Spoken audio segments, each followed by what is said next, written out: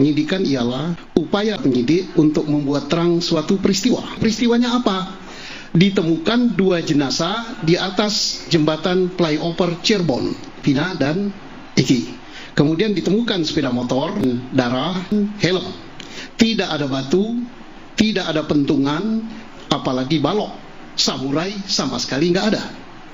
Nah, semestinya yang masih bisa dicari di situ oleh penyidik adalah sidik jari, HP, CCTV. Sayang ini tidak dilakukan dan masih bisa dilakukan di laborat. Mestinya adalah DNA darah, pakaian korban dan pakaian daripada orang menjadi tersangka untuk dicocokkan DNA-nya. Nah, dengan alat-alat bukti itulah untuk membuat terang peristiwa perkara ini. Kemudian tentang triangle evidence. Dari tempat TKP ini ada korban, ada saksi, segitiga bukti ya. Ada barang bukti. Inilah yang akan menjawab peristiwa ini. Dan Pak Susno melihat ini tidak ada di proses itu. Tidak dilakukan. Oke. Nah, yang dilakukan oleh Polres Kabupaten. Saya ulangi, Kabupaten. Ini bukan wilayah Kota Cirebon, Kabupaten.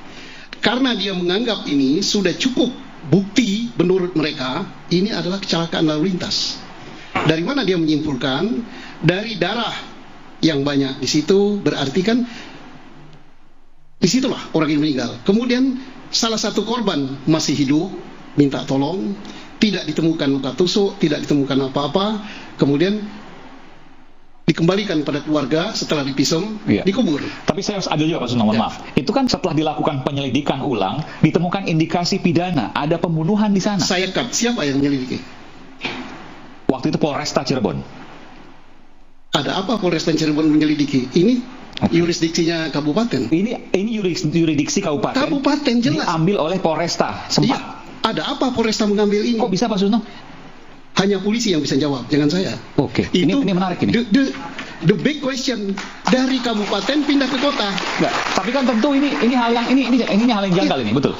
Oh, ini yurisdiksinya, TKP-nya itu di kabupaten. Kabupaten. Tapi kemudian Polresta yang mengambil, kota, ya. Kemudian mengalihkan TKP ke pembunuhan di belakang showroom. Ya. Rada paksanya di SMP 11, dari SMP 11 katanya dibawa ke atas jembatan. Kalau ini pembunuhan dan perkosaan, ngapain menyisakan satu suara, satu korban masih hidup? Karena Vina masih hidup loh. Kenapa nggak dihabisi sekalian? Jadi TKP jembatan itu ada di Kabupaten Cirebon. Iya. Tapi belakang showroom ada di kota Cirebon. Iya. Maka pada waktu ditemukan versi dari penyelidikan ini yang kemudian inkrah sampai ke pengadilan, itu di belakang showroom yang merupakan kota Cirebon. Disitulah TKP utama dilakukan penganiayaan, mohon maaf, perkosaan atau ruda paksa. Itu versinya. Satu, mengapa itu pindah? Kedua, di belakang showroom itu seorang reserse akan bertanya kalau ini pembunuhan. Adakah darah di situ? Tidak ada. Kemudian di SMP 11 adakah darah? Tidak ada. Kemudian dari mana barang bukti disita? Balok. Kemudian ternyata bukan balok, bambu. Kemudian apalagi minuman keras dan sebagainya. Disitanya dari mana? Disita dari Sudirman yang agak setengah idiot lah gitu kan.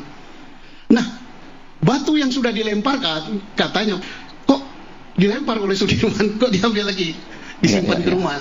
Nah, ini artinya seorang reserse akan berpikir kecelakaan lalu lintas. Nah, kalau mau menjadikan ini sebagai pembunuhan, pertanyaan terbesar adalah alat bukti apa untuk menjadikan ini pembunuhan? Yang dipakai oleh Polresta Cirebon, bukan Polres Kabupaten, adalah alat bukti saksi.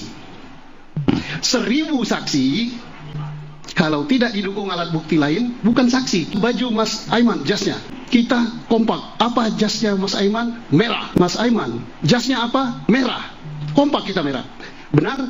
Merah? Tidak kan? Artinya 1000 saksi pun tanpa didukung alat bukti lain, itu bukan saksi. Tapi kan ada alat buktinya Pak Bambu tadi yang disebutkan. Apakah Bambu menyatakan pembunuhnya adalah itu? Tidak.